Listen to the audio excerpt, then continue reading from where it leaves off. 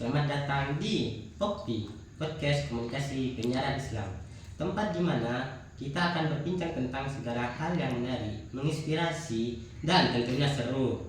Saya Kiki Aldebaran dan bersama saya di sini ada Hanan Ganista. Siap menemani kalian sepanjang episode kali ini.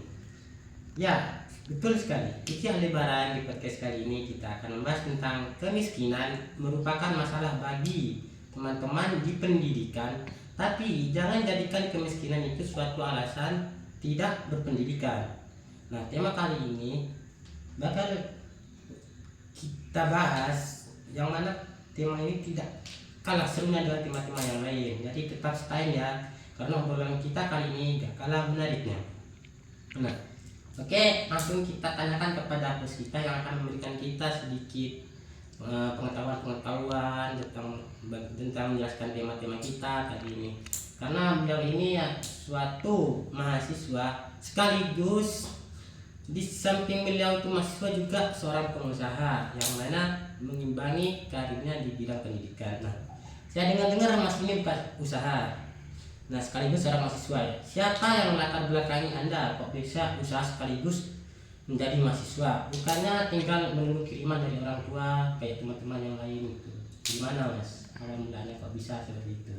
Latar belakangnya itu bagaimana? Awal mulanya tuh memang saya punya keinginan kan untuk kuliah, tapi kendala di biaya karena orang tua saya, keluarga saya itu orang biasa-biasa saja Mas gitu. Saya itu sebenarnya lulus tahun 2019. Tahun 2019 lulus dari SMA. Terus saya pengen kuliah, tapi sama keluarga itu mau keberatan gitu. Biaya kuliahnya dari mana gitu.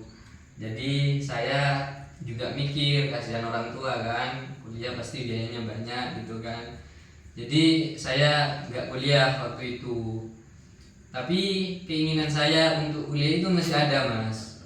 Sehingga di tahun 2023 saya menemukan brosur di Instagram, yakni Unhas, Universitas Hasyim Asy'ari. Di sana itu di brosur itu ada kelas sore. Itu kelas sore itu mahasiswa bisa kuliah juga sambil kerja gitu lah.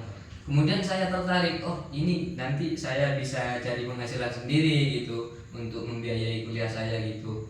Waktu itu saya punya uang 50.000 Mas. Saya daftar, saya minjam uang 200 itu ke saudara saya. Itu saya daftar, alhamdulillah keterima waktu itu, keterima di Unhas gitu.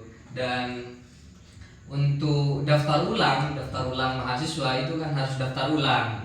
Itu minimal mahasiswa itu harus membayar separuh dari biaya daftar ulang tersebut gitu.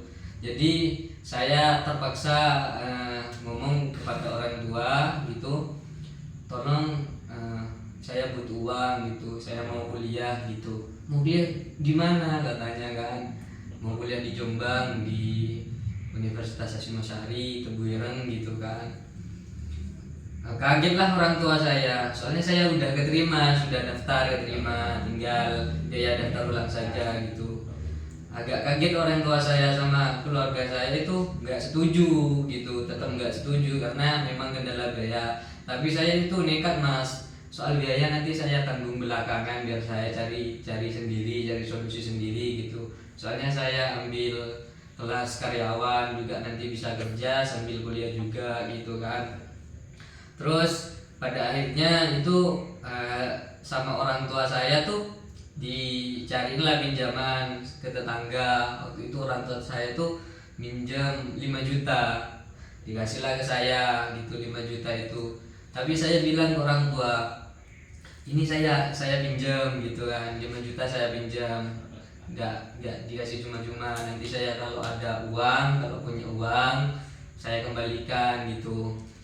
Terus kemudian kan saya bayarlah uang daftar ulang itu 5 juta ke kampus itu, terima karena saya udah terima jadi mahasiswa gitu. Kemudian saya juga mikir mau usaha apa nanti kalau udah di Jombang gitu kan. pada tanggal 25 Agustus 2023 itu saya berangkat ke Jombang. Itu sama orang tua dikasih uang saku untuk biaya hidup di sana sementara gitu kan. Uang itu 2 juta, dikasih 2 juta. Kemudian setelah nyampe di Jombang, karena saya ada kenalan juga, kenal di IG, ada mahasiswa semester waktu itu semester 3 kenal, dan akhirnya saya apa namanya tinggal sama dia gitu di Jombang. Selama 1 minggu saya di Jombang Mas, saya juga bingung mau usaha apa, mau kerja apa gitu kan. Saya karena saya memang nggak ada sama sekali pengalaman bekerja kan, bingung juga. Nggak ada pengalaman kerja, terus nggak ada kendaraan juga. Kemudian selama 1 minggu itu uang 1 juta itu habis. Uang 1 juta itu habis Mas. Kan saya dikasih uang saku sama orang tua itu untuk jaga-jaga, katanya dikasih 2 juta. 1 minggu itu habis 1 juta. Saya wah, kok bisa gitu kan, uang 1 juta kan, biaya ongkos ke sana ke sini, biaya beli apa gitu kan, habis 1 juta. Kemudian saya kepikiran untuk inisiatif untuk buka usaha gitu. Terus tapi awalnya saya memang bingung Mas usaha apa, dan pada akhirnya ada jalan. Terus saya itu jual paket data Mas gitu, coba-coba jual paket data. Saya modal 500.000 dari sisa uang yang 2 juta itu, sisa 1 juta kan, saya modal 500.000 itu 1 hari itu Mas. Saya modal 500 itu hasil 100.000 gitu. Kemudian saya ini mungkin bisa dikembangkan, bismillah saja, semoga bisa membiayai kuliah dan juga bisa membiayai hidup selama ada di Jombang itu Mas. Oke, sebelum melangkah ke tentang topik yang lebih jauh, kami ingin bertanya dulu Mas. Sempat ini kan kalau nggak salah asli dari Madura ya? Nah, saya asli dari Madura Mas, Sampang, Madura, Kabupaten Sampang Mas. Keras ini guys, Sampang nih guys, kayak yang kemarin itu. Tapi jangan diikutin ya. Cuma bicaranya aja kadang kasar, tapi orangnya sebenarnya lembut Mas. Oke. Ini sedikit kami bertanya, kok bisa sampai Mas bisa melangkah jauh ke Jombang? Padahal kan kenapa nggak melanjutkan di Madura sendiri itu biar bisa membantu sedikit-sedikit dan tentang orang tua gitu Mas, memberikan bantuan orang tua. Kok bisa jauh dari orang tua gitu? Oh iya Mas, sebenarnya tuh memang nggak dari orang tua, dari keluarga sendiri nyaranin kan, karena banyak kampus juga di Madura. Kenapa harus kuliah di Jombang gitu kan? Kenapa nggak di Madura saja? Meskipun sama-sama bayar kan, sama-sama bayar, sambil lalu bisa bantu-bantu orang tua gitu. Saya itu nekat kuliah ke Jombang Mas, memang karena ingin melatih hidup mandiri gitu, hidup tanpa orang tua itu gimana rasanya gitu. Kalau di pondok kan hanya meskipun hidup jauh dari orang tua kan tetap dikirim gitu kan, tetap dikirim. Kalau jauh sama orang tua terus gak dapat kiriman gitu, gimana rasanya gitu kan. Saya pengen merasakan itu Mas gitu, menguji mental juga Mas gitu. Makanya saya nekat kuliah di Jombang gitu, meskipun belum kenal sama siapa-siapa di Jombang Mas gitu. Sampai sekarang pun saya belum fasih bahasa Jawa itu nggak bisa Mas. Sebelumnya ini sampai nyampe ke Jombang itu siapa yang ngasih salah satu itu ke Jombang gitu sampai punya tekad yang begitu besar gitu loh? Ya sebenarnya tuh yang saya kan scroll IG kan, scroll IG, kemudian ada brosur Unhas di situ. Kemudian karena ada kelas karyawan kan, sambil lalu bisa kerja, bisa kuliah juga, makanya saya tertarik gitu Mas. Ya udah, bismillah saja, mungkin ini takdir saya gitu kan. Dan pada akhirnya saya juga diterima lulus di Unhas gitu. Tadi saya dengarkan sampai itu buka bidang usaha paket internet data ya. Ya paket data, jualan paket data mas. Yang ngasih motivasi sampai di bidang usaha ini siapa? Atau apakah sampai memang sudah ada bakat di usaha ini gitu loh? Yang ngasih saran untuk buka usaha ini siapa? Atau dari sebab apa sampai kok bisa buka ini? Kenapa nggak buat usaha yang lebih besar gitu mas pendapatannya? Siapa tahu kan bisa ngirim kepada orang tua atau keluarga di rumah walaupun kecil gitu. Awalnya tuh saya buka usaha jualan paket data itu mas. Awalnya memang waktu itu kan harga paket data mahal gitu kan. Kemudian saya ketemu teman mas, kemudian teman tuh sering ngeluh gitu kan, sering ngeluh kalau harga paket internet sekarang naik gitu. Dari itu saya kalau jualan paket ini kayaknya mendukung gitu kan. Teman saya juga gimana cara dapat paket internet yang murah gitu kan. Saya memang sebelumnya itu cari tahu gimana cara dapat internet murah, tapi saya itu cuma pakai sekeluarga doang mas gitu. Saya beli paket internet tapi dipakai keluarga gitu. Ya itu memang harganya murah gitu. Ternyata teman saya itu waktu itu mengeluh karena kuota internet itu mahal. Kemudian teman saya itu nyaranin kalau memang kamu tahu cara dapat paket internet murah, ayo kita join gitu, jualan aja gitu. Sekarang harga paket mahal. Makanya saya tertarik untuk jualan paket data internet mas gitu.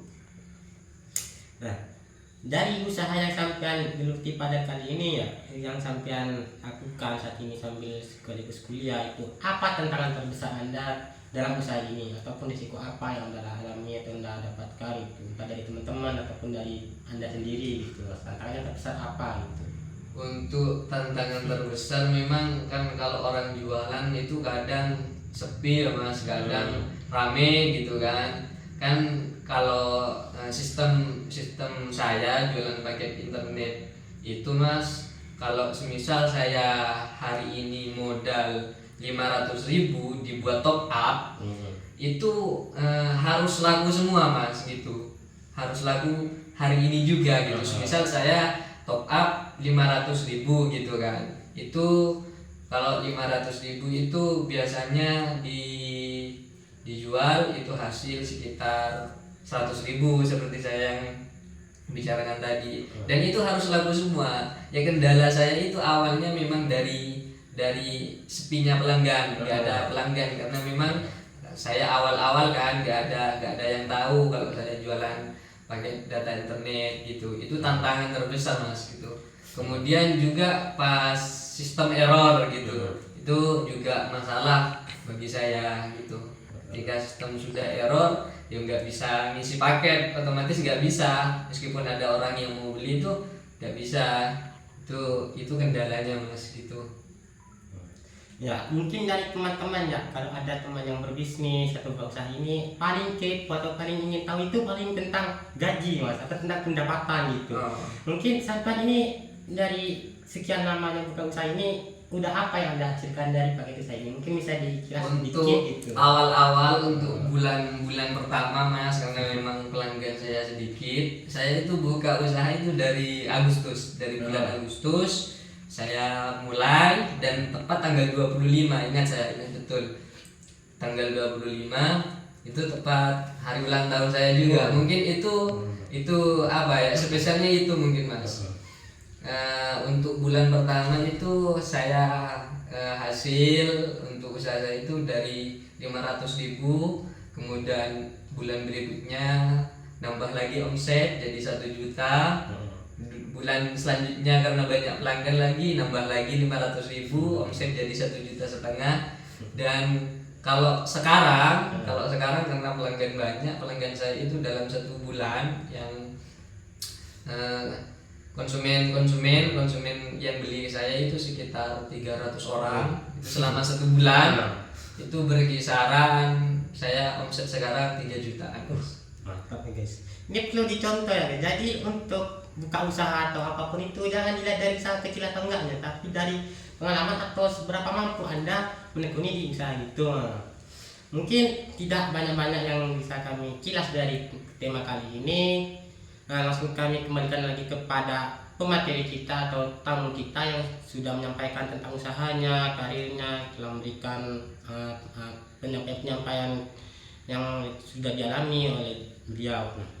Mungkin Anda ada saran atau pesan kepada teman-teman yang ingin melanjutkan pendidikan tapi masih memiliki alasan ekonomi masih kurang, masih tergantung dengan keadaan ekonomi, keuangan, saya tidak bisa melanjutkan pendidikan, itu bagaimana, Mas?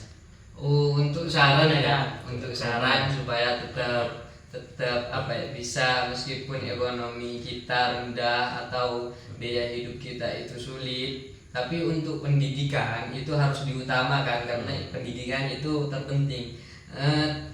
Saya itu Mas berpegang teguh Mas, sehingga saya nekat di sini. Saya juga mengamalkan suatu entah itu hadis atau makalah yang bunyinya begini Mas.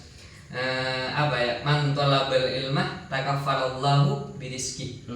Barang siapa yang mencari ilmu, maka itu rezekinya akan ditanggung oleh Allah. Coba bayangkan, yang nanggung itu Allah gitu, bukan manusia gitu. Makanya saya ingin mengamalkan makalah tersebut apakah benar gitu kan. Dan alhamdulillah setelah saya udah hampir 2 tahun di Jombang, karena niat saya emang menuntut ilmu sambil lalu kerja buat sampingan, alhamdulillah untuk biaya hidup saya terpenuhi dan juga membayar kuliah juga bisa, dan untuk hutang ke orang tua yang 5 juta di awal itu alhamdulillah sudah saya bayar lunas Mas gitu. Orang tua juga kaget kok bisa, ya mungkin kata saya mungkin ini doa dari orang tua gitu. Bukan murni dari kerja keras saya sendiri dan juga doa-doa teman-teman gitu. Mungkin itu dari saya, saran tetaplah jangan patah semangat untuk berpendidikan meskipun kita itu orang biasa-biasa aja, karena pendidikan itu memang penting karena kemajuan Indonesia itu tergantung dari ya pendidikannya gitu. Kalau pendidikannya rendah gimana, SDM-nya juga rendah nanti gitu Mas. Oke teman-teman, mungkin cukup sekian motivasi dari beliau untuk supaya tidak menyerah, tetap melanjutkan. Jangan jadikan kemiskinan ataupun keuangan itu alasan tidak melanjutkan pendidikan. Ya, jangan jadikan alasan untuk tidak berpendidikan. Oke, cukup sekian dari kami. Tetap ikuti episode kami selanjutnya ya teman-teman. Oke, cukup sekian. Terima kasih.